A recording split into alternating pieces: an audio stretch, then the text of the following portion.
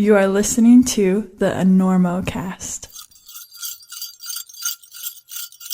Yeah, hi Enormo Nation. This is Jeff Bezos. Bezos? Yeah, however you want to say it. You may have heard of a little company called Amazon.com. It's not actually little, it's fucking humongous. But anyway, I'm kind of like your crack dealer for junk that you really don't need.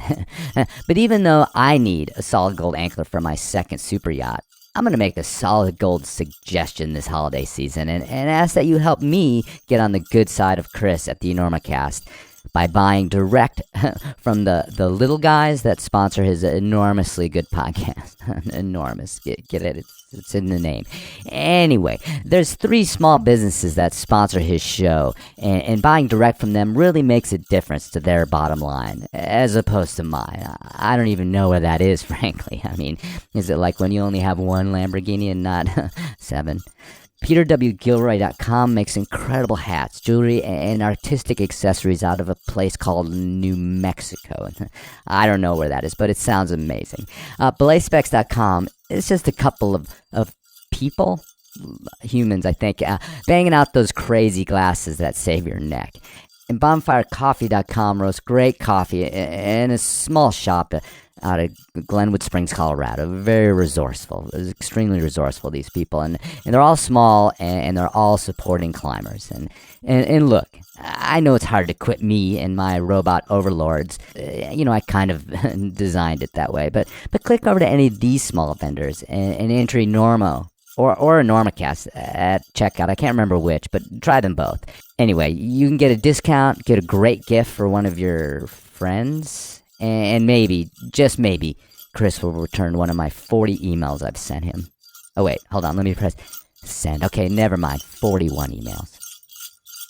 We gotta get Listen, where you playing in town? You playing here? We're doing the Enormo Dome, whatever it is. It's terrific. Oh, It's yeah, a big house. We place, sold that it out. side of town. That's a Very big nice. place. You sold it out. 20,000 seats. We really should. Look, you better get up there before you panic. Those pens are loose. You're very good. I have really enjoyed climbing with you. We'll make it.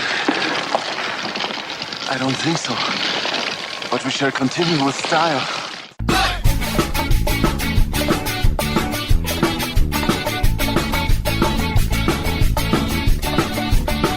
Good weather, bad weather. Now or later, anytime for climbing. Today's show is brought to you by Black Diamond Equipment, La Sportiva, and with support from Maxim Ropes. Maxim has been keeping the Enormocast off the deck since 2012. And now we can also thank the chill folks at Yeti. And don't forget our charter sponsor, Bonfire Coffee. Go to bonfirecoffee.com and enter Enormo at checkout to get a great deal on great coffee and to support the Enormocast. And now back to the show.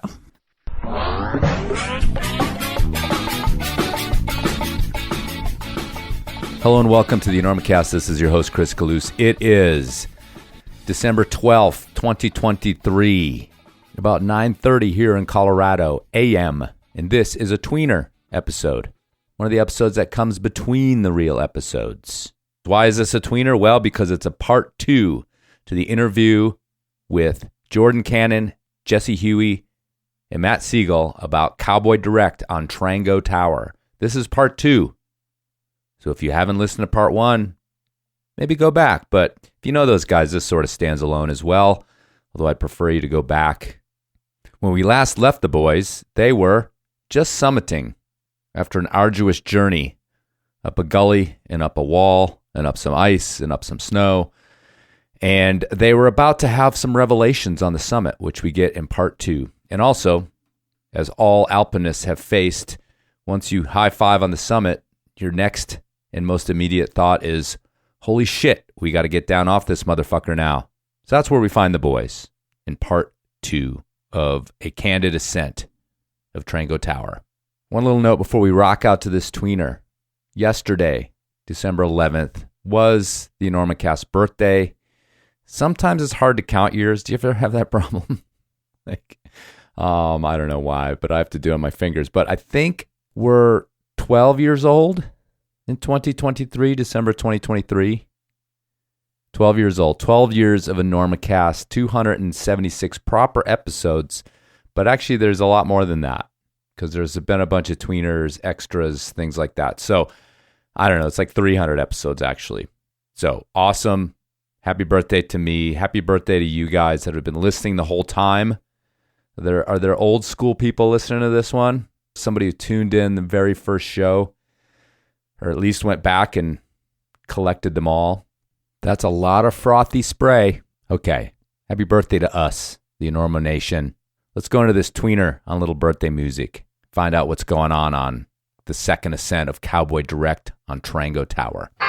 Just for you on your birthday, we love you very much. So have a funky birthday. Please have it funky birthday. Baby, have a funky birthday. Sing with me this funky birthday. Celebrate your funky birthday. Sing along this funky birthday. Won't you have it funky birthday? In a cosmic way, your funky birthday.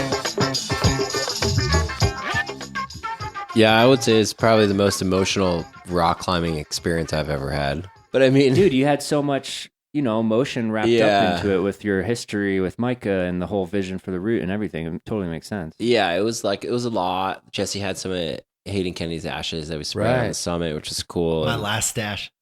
It was Yeah. my It final was your last stash? It was my final stash. And then not on the summit, like we did one rappel and like I hammered in a piton that was like given to me from Micah's rack. And for me, that's that's kind of when like all of my emotions like unleashed in like an uncontrollable manner of like, I'm done. I did it for like us, like so much of this trip was like obviously like tied into Jesse and Jordan, but like a lot of it was tied into Micah and like kind of feeling like it was just as much his objective as my objective, if not more. And it was like kind of like seeing it through and like sending for the both of us type of thing.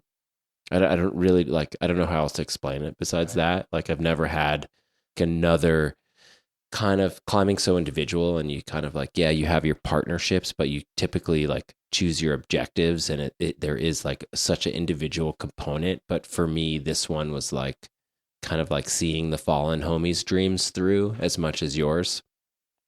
Well, yeah, and certainly, I mean, there's a solid chance if he was alive that Hayden would be your third.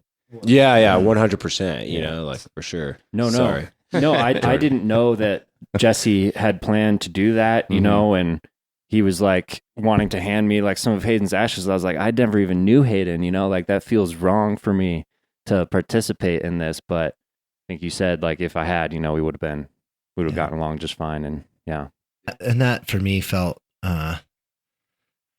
I've carried his ashes with me for a long time, and I had him in my groomsman's pocket for my wedding, and it's like kind of waiting for the right time to let go. And we've all I listened to your show. It's talk about spreading Hayden's ashes all over, and how you still have some a little bit here or there, and That's just a running joke, with me and Dilk.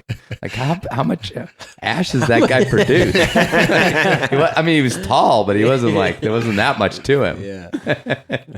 But I guess like, on a kind of a serious note, it's like I metaphorically had like spread his ashes a bunch of times, and I kind of realized that is a way to process grief for you. And that, it's really effective. It brings up a lot, but then that was the first time that I spread the ashes for him. And that felt so good. And it was like, this is my last bit of him, and I'm letting it go all up here. And, this is for you, buddy. Like, this is where you want to be. And it felt so good. A lot of time's gone by, and yeah, and it's kind of changing the subject, but not really. But like obviously, like Pakistan was a huge place for Hayden. It was a huge place for Micah. He had been before, and like one of the kind of coolest parts of this trip was like we used Gafford, like who's like Gafford like was Micah's homie, Johnny's homie, Kyle's homie, Hayden's homie. Is like Josh Wharton's homie. A lot of people have used him, but mostly like for Jesse and I, it was like Mike and Hayden like knew, Gafor quite well because they had done multiple trips with him. And just for the audience, Gafor is like runs a guide service. I believe he changed the name to Higher Ground, which is after Kyle's coffee shop. And when you travel to Pakistan, you need like a guide service to like get you places. So you end up spending a lot of time with this person. And like for me, like I ended up, I was like organizing the trip beforehand. So I was like messaging with Gafor every day, like for like a while, like a couple months before the trip, or not every day, but every week, and he would always bring up Micah and Hayden. And like, it was kind of like, it was this weird, cool, like, okay, like we're like in good company. Yeah. And it's interesting because it's important to note too, like that, and this is part of this alpine kind of climbing that you guys were doing versus the big guided expedition sort of stuff, is because there's this like idea that like the Westerners are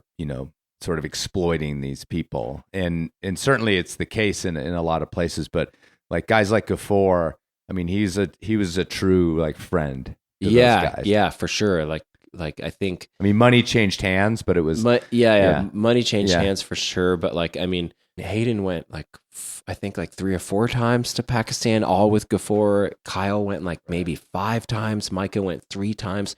Gafor's coming to comes to the U.S. like every couple of years. He's coming this year, I believe this winter, hopefully. So like he's like part of the family. Like when he comes to the U.S., he'll like stay at our house at night, and like we'll take him out to dinner and like have a good time. Like he's a friend, and even like like these guide companies and stuff, like it's just you need them in a way. Like there is like a transaction, but like you end up spending a ton of time with them, and honestly for us, like we didn't get to spend nearly as much time as I had thought because we were busy working so much. But our cook too is this guy Ali, who was epic. I mean, he works super close with Simone More, and like he like it's like lives in Italy half the time, and like for us, like spending time with him was like absolutely like we were like, oh, this guy's like legit, like telling us stories like of like all these other crazier expeditions, and it's kind of interesting because I've done a lot of international trips where you use guide services that were more like not so climbing, like whether because of weather or because of the objective of the trip wasn't a climbing objective. It was like Kumbu climbing school or something like that. And like this trip, like I was kind of bummed that we didn't get enough time at base camp. Like I think we only spent like 5 nights at base camp, like we were like kind of like busy. But it is definitely worth noting that because of what Gafor stressed with our guide and our cook, he was like, these guys can't get sick. He really stressed the water and food preparation practices to make sure that we didn't get sick up there. And there were total, ours included 4 expeditions to Trango Base Camp this year, and the 3 others got sick and we did not. And yeah, we had 3, so maybe we would have made it work, but I think they're just as pivotal in our success as everything we've talked about thus far. For sure. Had one of us gotten sick, like, hard to imagine we would have still been able to stay on track and pull it off. So. And we were eating pizza too. I mean, Ali was like made pizza. Dude, he was making pasta. It was pretty not good. Not just Pakistan. Yeah. Food. It was kind of epic.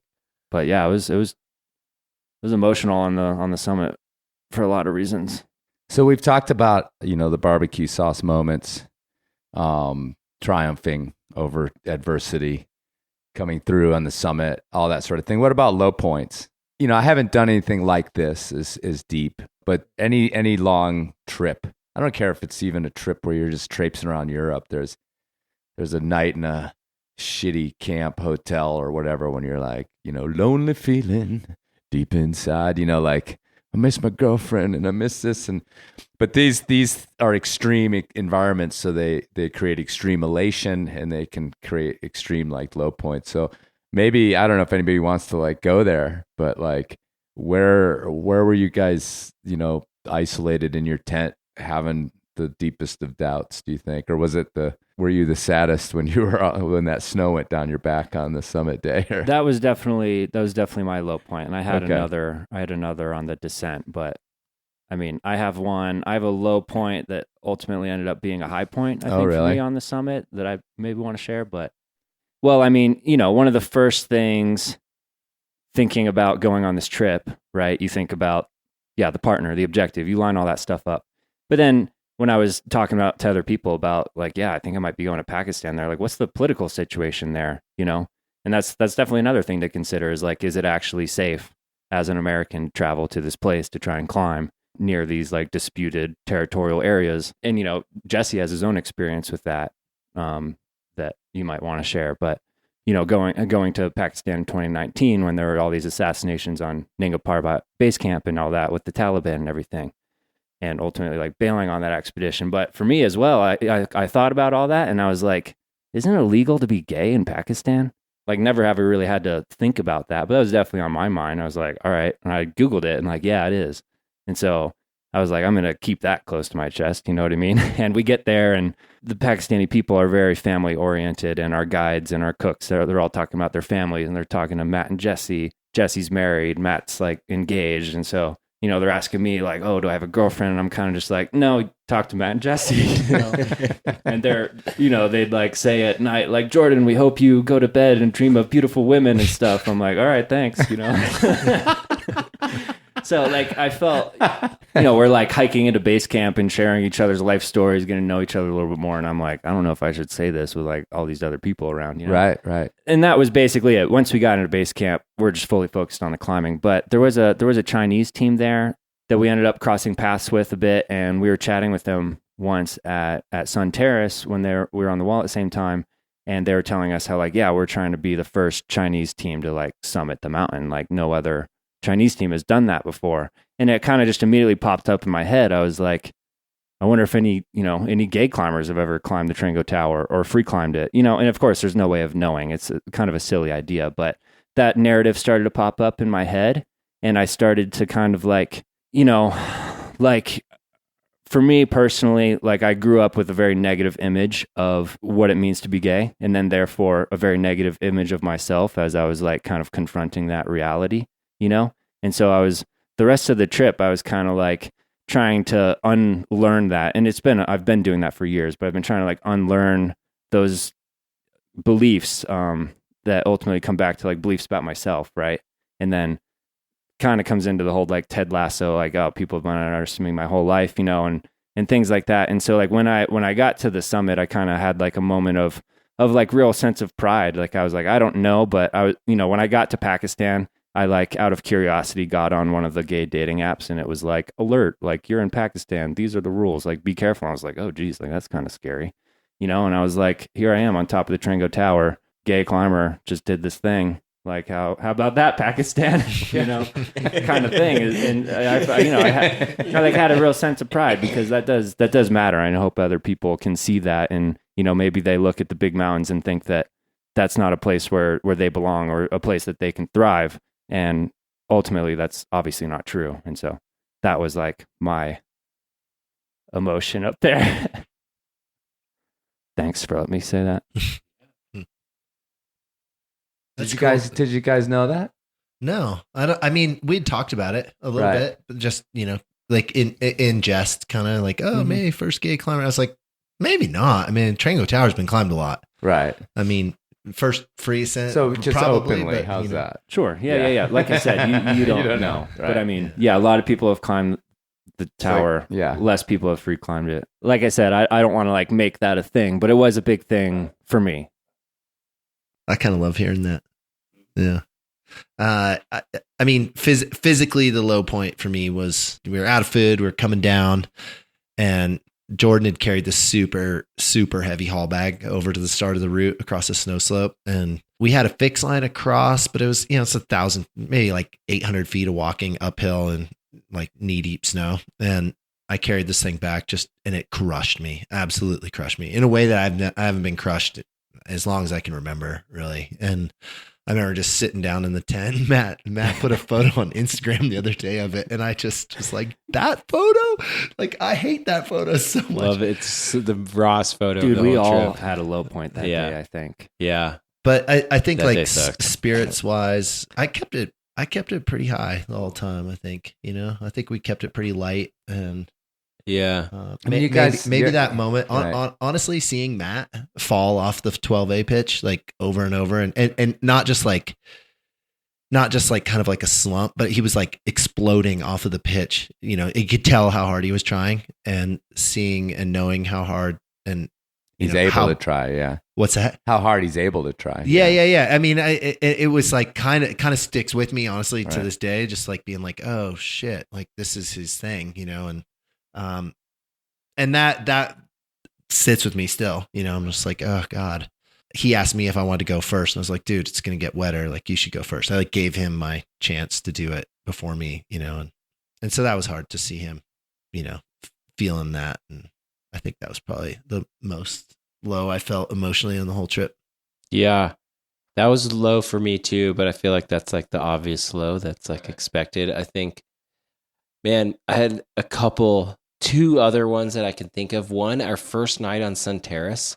Like, it's kind of a weird thing, like nowadays, where you have like the ability to like satellite text with like people at home. And for me, every first night, like there's 3 first nights on Sun Terrace, like, you know, in all the acclimatizing, like I felt shitty, you know, like sleeping, like what Jordan said, sleeping is like an issue. And I couldn't get a hold of my partner, who I'd like fiance, who I'd been like texting like the whole time, you know. And she's a climber and all this stuff. And I was like, my mind just like fucking spiraled, because like she's so good at like getting back the whole time. And it's like, I like couldn't sleep because of altitude. And then that, like, I was, you know, Jesse and I were in, I think, or we were in the tent, and I was just like literally didn't sleep the whole night, because I was like, I don't know, something probably happened. Like, this is like so not normal, you know. It turns out she like blocked me on the Garmin app on accident. And I figured that out. But it was just like one of those moments where you're like literally one night of like fully, like I didn't sleep at all, you know. That was like quite miserable, and it was like had to perform the next day. It didn't matter, you know, like we didn't have time to like for me to take a rest day. I would say that was like a pretty big low point. Another one that I feel like is like kind of a low point for maybe Jesse and I, that like turned into a high point for Jesse and then added a lot of stress for me, was we had this day where it's like the goal was like we all were going to lead the crux pitch off of Sun Terrace, the 13A pitch, and Jesse gets up there, and there's footage of it that he just showed on his Instagram, and he whips and he's like, fuck. And I'm just like, oh God, like I was so mad. Fuck. And it was the only like kind of argument thing you posted today. Yeah. It's kind of the only argument that Jesse and I got in, because I'm like, okay, dude, like it's my turn. Like, you know, like kind of was like, I was like a little too pushy for sure. And not he like not the time. He yelled at me, and then eventually like I snapped. He snapped. I was just like, not fucking now, Matt. Which is fine. you know, like, you know, it's like, you know, like, and like for Jesse and I, like, I'm like, oh, it's not now, you know, like we've like spent enough time. Yeah, right. We've spent enough time for me Message received, like not to be taken personally, like, cool, got it. You know, and like Jesse sends, you know, like, and it's like, okay, fuck, like Jordan sent, Jesse sent. It's like my turn to send, and it fucking unleashes, dude. It's like dumping snow. There's no way. It's like soaking wet. And like at that moment, I'm like, oh fuck, it's over for me. Like, what happens if it's like never dry again? You know, like what happens? Like, and that was one of the only pitches that was like truly wet, and it was in a 512 like flare. Yeah. So there weren't really holds. It wasn't like a jamming scenario. It was like there's like wet. Literally the crux crimp is like a waterfall. Yeah, it was like wet flare and crux crimp. You know, like that's like in a waterfall. So like that whole next day, I was just like we called it Matt's day. Tomorrow's your day, Matt. Which little to buddy, me, your day. Which to me was just like added just more pressure. Stress. But like whatever you need, like, Matt. Whatever you want. It was just like, and like I think everybody. Do you want double breakfast? Everybody felt bad because like whatever. Like for everybody had their own opinion, but I could only imagine. But everybody felt bad because they had like sent the crux pitch, and I think there was like, oh, you got it. Like you got it. Well, like you've climbed you've climbed 514. Not to downplay your internal stress though, which is real. But my internal stress was like, oh my God, like it's like the last one. He's Kevin on the Dawn Wall. Basically, I felt like Kevin on the Dawn Wall for sure, dude. Like pitch 16, dog. I was just like up there, and you know, I did it first try, and it was mellow, but it was more in the best conditions. But it was like literally like we've mentioned these like 3 days of like good weather. Like, so to take a step back, the first day was leading to Sun Terrace, and it was fucking glorious. Basically, since Jesse had led a lot of it already, Jordan and I swung leads, and it was like the most fun day ever. It was awesome. It felt like the one day that was like a solid day of rock climbing, we were just like, fuck yeah.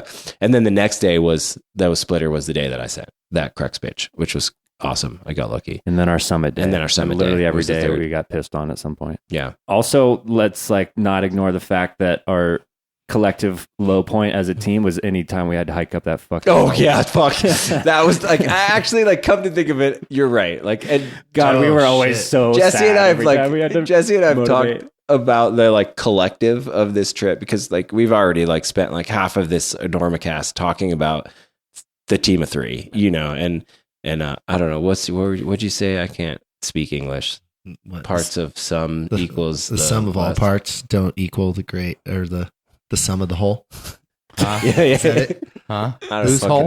The sum of all. I had a rowing coach who told me this. Oh my gosh, dude! I definitely know the gist of what you're saying, but I still can't come up with the sum of all parts. So if you take an airplane and you take it apart, okay, and all the parts on the ground, one part is not greater than the whole. Yeah. That's what I'm trying to say. So going back to like the low point is like the sum of all parts, or the whole low point of the team was for sure hiking up the fucking gully. Like bringing in loads to the base. I mean, when we first walked up there, we're like, oh, this is so mellow. Like, why are people sketching out about this long walk, And well, because the main thing we were worried about was rockfall and danger. And the second trip up there, I mean, it looked like Normandy. I'm not even kidding. I mean, there were craters everywhere, and there were rocks the size of this table we're standing at that were all over the place that had landed and then slid 300 feet. And we're like walking up the runnel that it created, and it happened 24 hours earlier. The truth though too is like I was horrified of the gully before we even got to Pakistan. To me, I was like the gully's the most dangerous part of the whole trip for sure, and I still think it was. At one point, I was leading up that, and you guys were behind me, and I heard something hit the snow, and I screamed, and Jordan just this is a legit low point for me. I almost totally forgot. It's our second time going up the gully, I think, and we spent the night at Advanced Base Camp, and we're planning to hike the final bit of the gully to the notch and like climb on the route the next day. And we all woke up in the middle of the night, maybe like 2 a.m. or something, to like the most outrageous rockfall I've ever heard. And I like shoot out of my sleeping bag, poke my head out, and it's completely pitch black, but you can just see like this firefall of like rock sparks falling down and into the gully and just like cascading for a long time. And I couldn't sleep after that. I think Matt and Jesse were able to. And then it happened like 2 or 3 more times that night. And I was like, fuck, like we have to hike literally straight through that tomorrow morning. And I was really stressed about that. And I didn't sleep, and it's exhausting enough to be up there. But then when you don't sleep, like it all starts to go downhill. But yeah, Jesse's leading his way up, leading us up the notch. And he starts like kind of screaming because he hears like something hit the snow around us, rock or ice, whatever. And so we all kind of go into panic mode. And I have a certain amount of PTSD from the accidental cap with like hearing a scream like that. And so I kind of started to freak out a little bit. But we make it through to this safe point, this rock like halfway up the notch called the bunker that we deemed as like semi I don't think it's called the bunker, but we called it the bunker. We named it that. Das Bunker. We were just kind of like collecting ourselves there, and I just like kind of sat down, was just like closed my eyes trying to calm myself down, and I just like broke out like nervous breakdown crying. Like I've never done that before. I'm like, oh my God, I'm like making myself look like an idiot in front of Matt and Jesse, but they were super like, Matt was like, dude, I fucking hate this too. This sucks. I couldn't control it, but I was super scared. I mean, the thing is that like, I mean, the elation is high, the lows are low, the danger is real. It's like, I mean, you just have to constantly be asking you like, what the fuck am I doing here? Like, and I've been through it again at some level of like discomfort that you've not just chosen, but you pointed your entire life towards it. And it's just like, there's moments I think on these expeditions where you're just like, the fuck am I doing? Like all my friends they're like chilling at home with their gals or whatever. And like, I'm here and I'm going to do this. And as soon as it's over, I'm going to be thinking about the next time. So I don't know if you have any statements about that, but like, I'm not thinking about the next time right away. But I will say, I mean, if there wasn't that, if Trango didn't have that gully, we'd be there every year.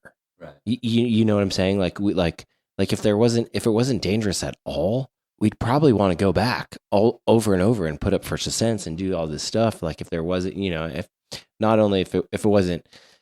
there wasn't a dangerous gully and it didn't take so much effort to like get to Pakistan in general, I think you'd want to do it all the time. And I still am like baffled by a lot of my friends that used to do this every year, but to be honest, like they're all dead. Like all my friends that used to go to Pakistan and on expeditions every year, like none of them survived.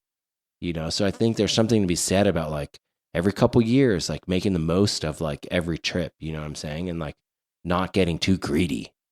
Like not being like, oh, that was amazing, we got to go again. I know it's kind of dark and harsh to like say these things, but like it's kind of the reality. Like I don't know anybody nowadays that's like kind of going back every season after every season and like pushing the gnar. That was certainly on my mind. I did not want to die in Pakistan. Yeah, no. Obviously, but Yeah. You're a little bit of the old man of these expeditions in this case, 100%. right, Jesse? Oh yeah. Yeah. I didn't know how old Jesse actually was. I thought he was I'm like 65. 30. I'm often the youngest in my friend group, and like with Matt and Jesse, I just thought they were both like 35. Thanks, Jordan. Appreciate that. Now I look even younger because I have a skincare routine. Thanks, yeah, Jordan. but I mean, I didn't mean that literally as much as I meant it figuratively, is that you have the experience in these big mountains and objective dangers and these things that yeah, at least, I mean for sure Jordan doesn't have, and to a certain extent more than Matt has as well. Well, I mean the algorithm's always running and I'm always thinking about it. It's just I guess I'm willing to accept a bit of risk. This is a lifestyle that I've chosen, and I love it so much that I like Matt's saying, so many of my peers are not here, and I don't want to go that way. There's no part of me that has any like romantic desire of that, but I love it so much that I do want the experience of going up that gully to maybe stand on the top and maybe free climb it.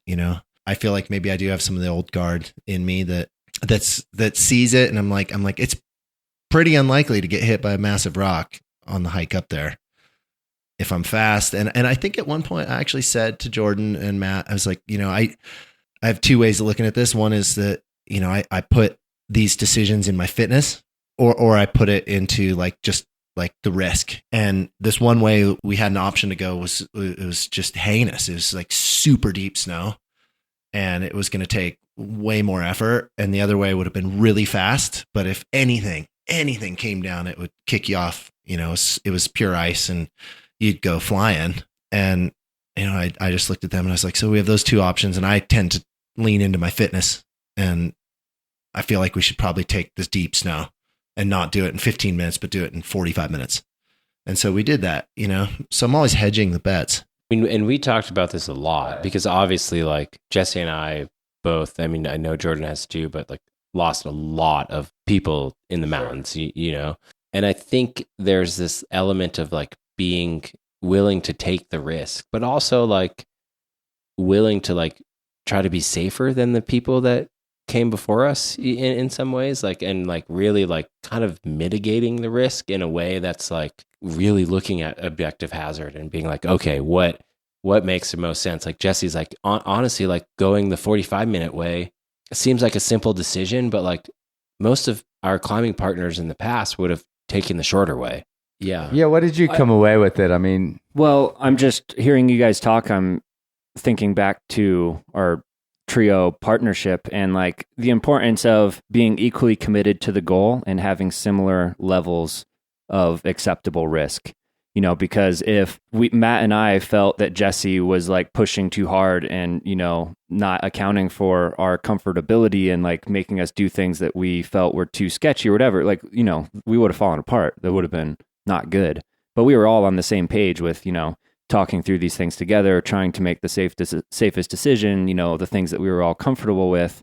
And yeah, maybe, we had days where one of us had a low point or high points, and we were getting scared up there, but never did any of us question like our commitment to the goal. Nobody was ever like, I'm tapping out, or maybe like I'm done for today, but they're back in there in the front lines the next day. But fortunately, like what's fascinating about this is like really like the gully was the most dangerous, and then the summit pitch that Jesse led was like was dangerous too. But beyond that, like the risk was like kind of like your standard risk that you take trad climbing, multi-pitch trad climbing the valley, like ice climbing. Like there was never a serac ahead of us, above us. There was never like, like it's one of the cleanest faces in the world. Like it was like, and I also think that that's important to say is like, yeah, like when I stuck with this objective, like partially because of that, because of this is like an objective that is like kind of like purely rock climbing in a way. Like, sure, there is alpine climbing on it, but like for the most part, like you don't have to deal with like all of the other objective hazards and dangers that you have in climbing something like in Nepal or something else in the Karakoram where there's seracs and like, like we're in the line of fire for a very short period of time.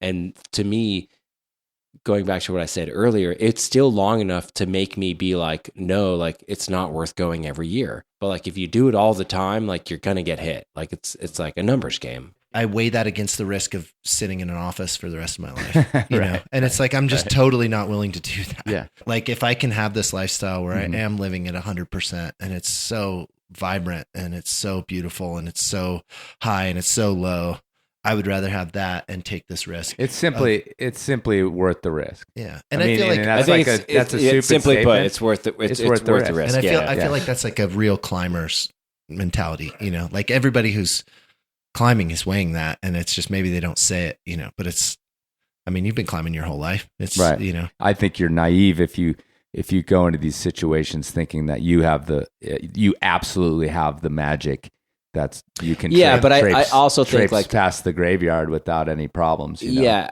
but I also think it's kind of misconstrued of like what you said and what Jesse said is like, oh, these guys have a death wish. They're doing super dangerous stuff, which is like I kind of would like to emphasize the fact that like we like weighed all the odds in our favor and like hiked up the gully and down the gully and like certain times a day when there was less, you know what I'm saying? Like we're trying to be as safe as possible. We're not being reckless.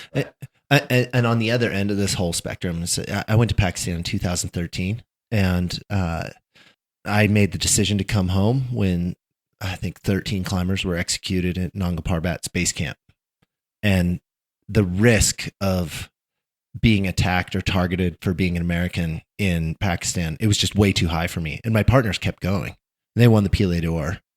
They did the first ascent of K6 West, and it was just a clear decision for me to walk away at that point. And so, I feel like it's responsible decision-making for me. And they just told me that, hey, as soon as you get to the wall, it's basically like you're on Cap. And it basically was. So the gully was the most dangerous part. Yeah.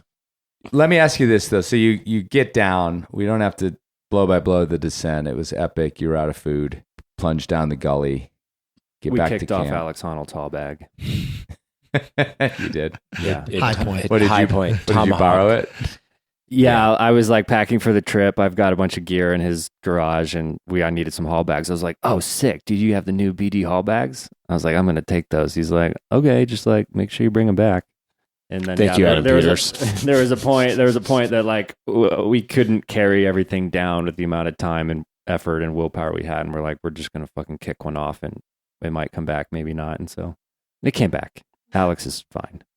He can get another haul bag. He can get another haul bag from BD. I think they'll probably give him one if he asks. I mean, you get back to base camp. It's over. You've made peace with your various ghosts and objectives. I mean, literally, like, that's what hauntings are in some ways. These ghosts that still stay with us. I mean, what did that feel like? Like, you were released from your burden in so many ways too, which is, I think, a big part of the draw is like to finally be released from it at the end of the day. So what was it like getting out of, back to civilization? And it's important to say that, like, before Jesse dives in, that it wasn't just like, oh, like we're out.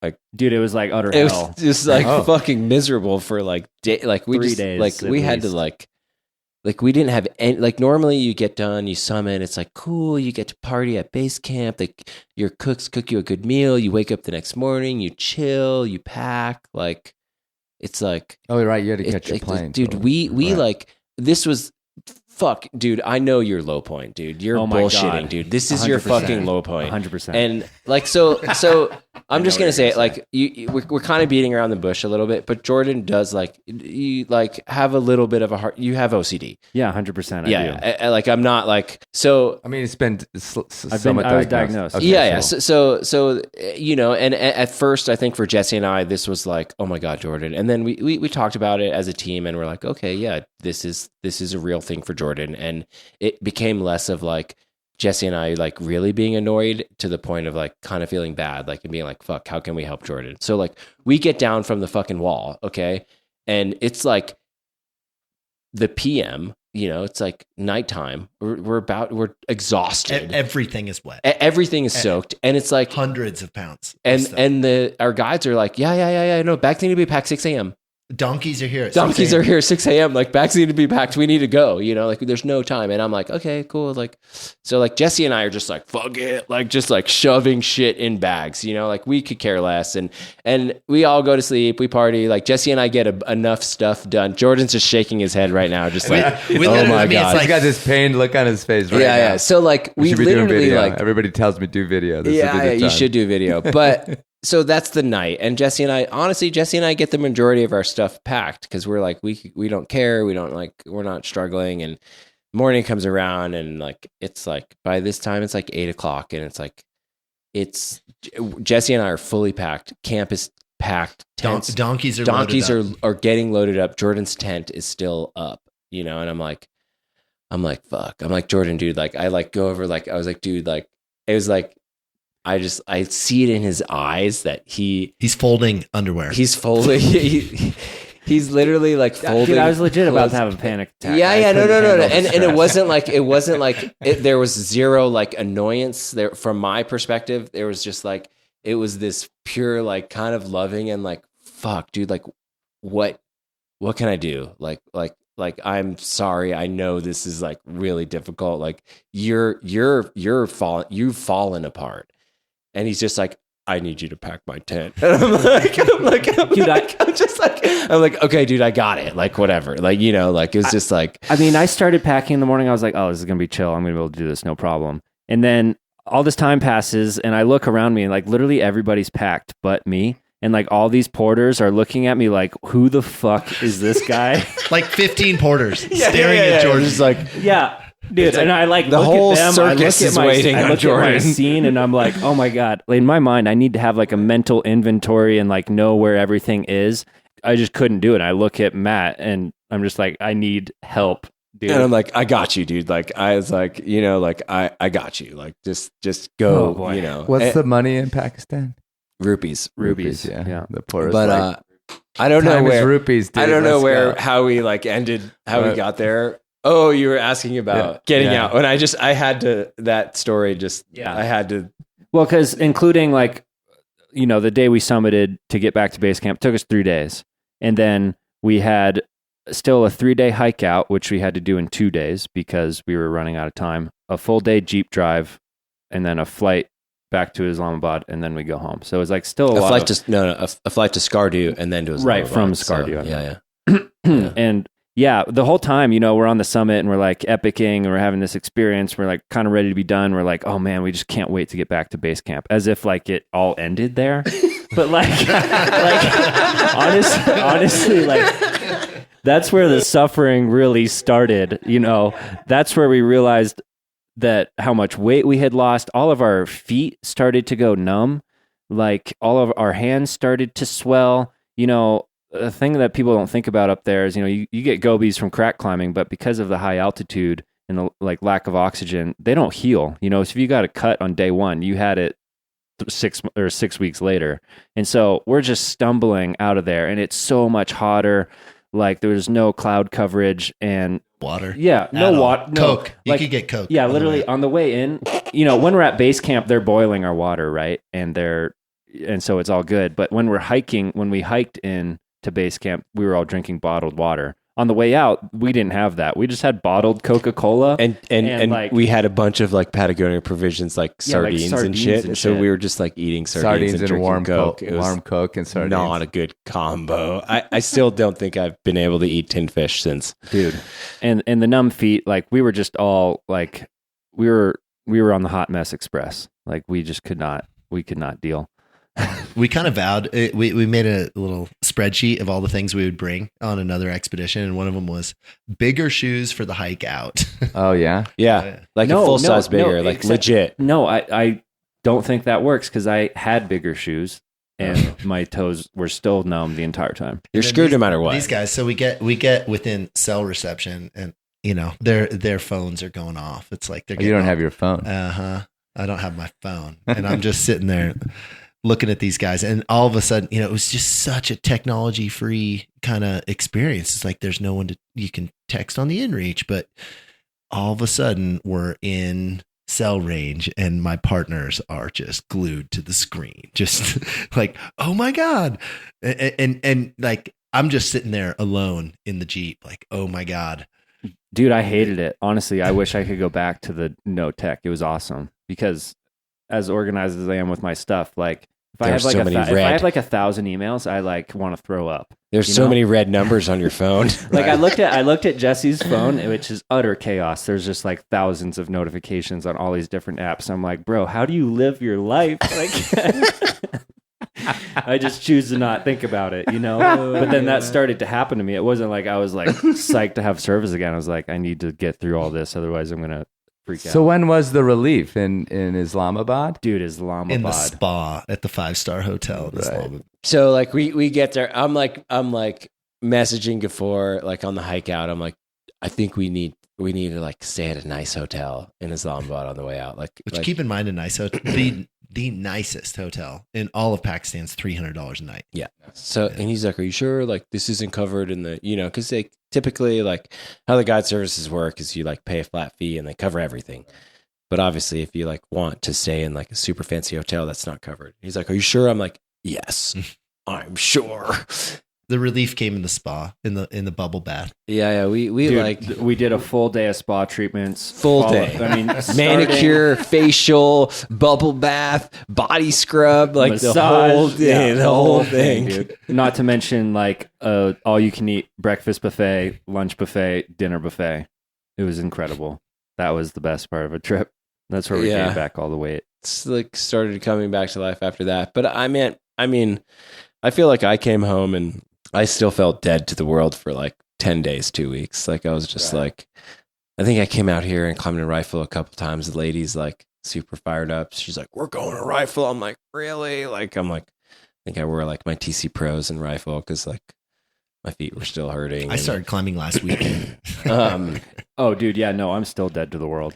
Yeah. Like I was, you know, I dragged Jordan on like a little like mission of like grilling on Castleton this past weekend, and I think that was the first time he'd rock climbed. And like honestly, I probably wouldn't have been rock climbing if I didn't have like a partner that was like fiance that's like, you're going climbing with me now type of scenario. But there's this like element of like when you accomplish like a big objective, it's like what's next, you know? And I think for me, I've definitely been on the like kind of bumming like, oh, I don't know what to do.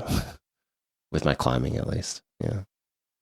I personally really like the highs and lows of a big day. You know, I like having a big day where you come back totally crushed and you kind of hate the fact that you're totally crushed, but you're also really satisfied at the same time. And I feel the same way on this trip, just, you know, magnified times 10, because we were there for 6 weeks and we're trying hard for the majority of that time, you know, and like tapped into very deep wells of like, I don't know, try hard and grittiness and all that. So I almost feel I need like equal amount of time off to fully recover. So I'm just basking in it and kind of, I don't really care that I suck right now or that I don't have much motivation. I know it'll come back. Just enjoying being home, being safe. So I made a joke earlier about the separate limos, you know, like, oh, let's put on a face that we're all really good friends because that's important, you know. What's your mantra about coming home friends. Come home alive, come home friends, come home with Summit. You know, I know you guys personally. It's been real. I know Jordan has been super affected by this trip. About the camaraderie with you guys. We know that you've been friends forever and probably will be friends forever. But yeah, talk a little bit about maybe, you know, if it went to a different level. Plenty of expedition people come together simply as a strategy, you know, and we're going to go climb this together. We like each other, but, you know, you're really good at this and I'm really good at that. We're going to accomplish this thing, and then maybe we'll see each other that's in important 10 years. Just yeah. to, like, you know, and that's a way to do things, yeah. certainly. Yeah. But it seems not to work. Me so much. I'm sorry. Really? It's like It's business. You know, going back to Hayden, it's like that kind of stuff. It's just that's a no-fly zone for me. It's like this is totally about homies, and that is where the enriched experience lies. You know, if we climb a sick summit and we hate each other, like, I'm good. You know, but I feel like Jordan and I and Matt, we'll definitely climb more in the future together, and who knows at what capacity. I mean, I'm getting older, you know, I'm trying to have a kid now. I don't know, man. but I feel really, I kind of feel like a really strong feeling towards, like, maybe showing Jordan a little bit of this torch that, you know, I remember Micah stayed with me in like 2007 or something up in Canmore when I was living up there climbing my face off, and he wanted to learn how to ice climb, and he was like, yeah, you know, I mean, I used to think Yosemite was the coolest thing ever, and you know, you just kind of mature out of that when you realize it's not the biggest cliff in the world. And I remember being like, what? And, you know, I kind of, you know, realized what he was saying years and years after, and feel like I kind of was able to show maybe him, you know, a bit of a future that he can really take this to, you know? And so I think that that's kind of a cool part of our sport, is that we can have people that kind of torch pass a little bit and can kind of, you know, show them this avenue that they can choose or not, and then choose to make their own. And I think that's one of the coolest things about this trip with Jordan, at least. And Matt and I will be friends forever, like you said. For me personally, it comes down to, like, simply just when I see these guys, whether it's on a FaceTime or a Zoom or like whatever, you know, their dumb faces pop in this room, you know, and I haven't seen them in a couple weeks. It's just kind of like just a little, you know, just like a smile and a grin, just knowing what we went through together, and that, yeah, we have this bond that doesn't really need words to explain. I dragged Jordan on a mission that he willingly joined me on, which is a sign of true friendship. But I think we already have, like, plans this winter to all climb together again, and, like, they're trying to take me ice climbing. Yeah. It's gateway drug. Well, you already went alpine climbing. Yeah. So Yeah, we all came back way closer, and honestly, probably closer than I think we all had thought. And we worked really well together, and it was really, and honestly, and for the most part, like, it was really hard, but it was like we kind of had a lot of fun. Like, there was like a lot of fun moments in the whole trip, you know. So I think that's like a kind of like a really big thing too. We talk about danger, we talk about difficulty, we talk about seriousness, but like we kind of had fun. It's pretty fun.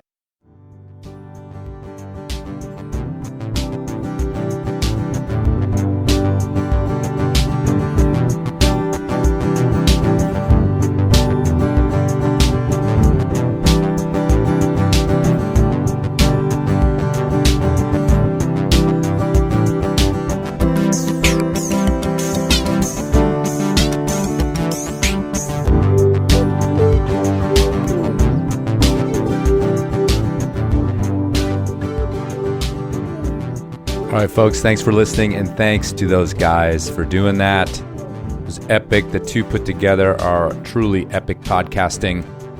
And you know what they did? They drove to Carbondale, Colorado to get that done in person. It was important to them. It wasn't something I insisted, although doing a multi-screen remote interview can be tricky for sure. A lot of internet to depend on in that, but they made the journey, and Jordan in particular, like, just drove to do this and then turned around and went back to wherever he was going.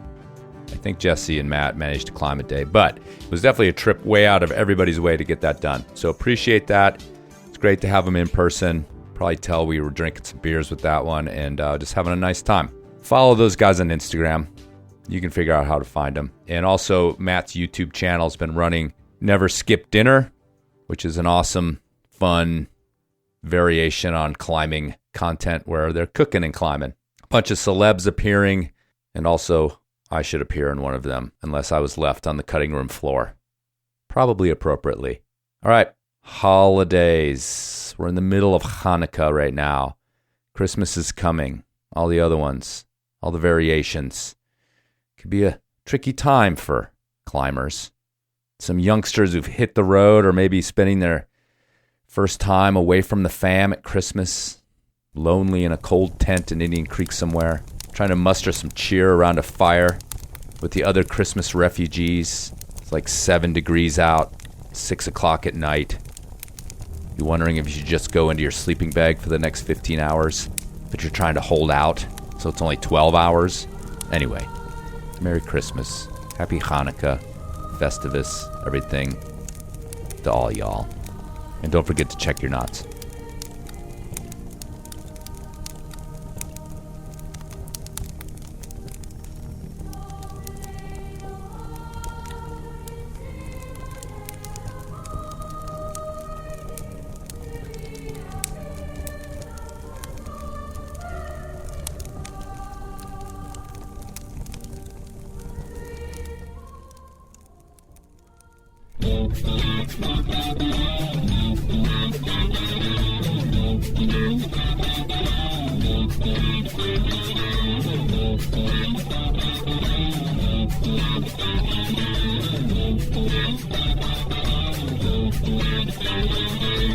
Not the man I knew 10 years ago.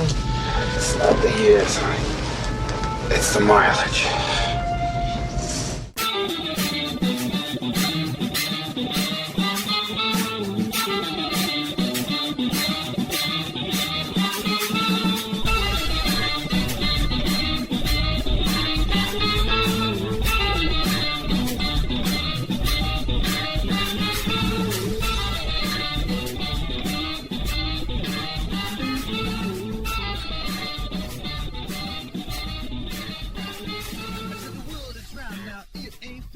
The teachers told me that's where it's at. So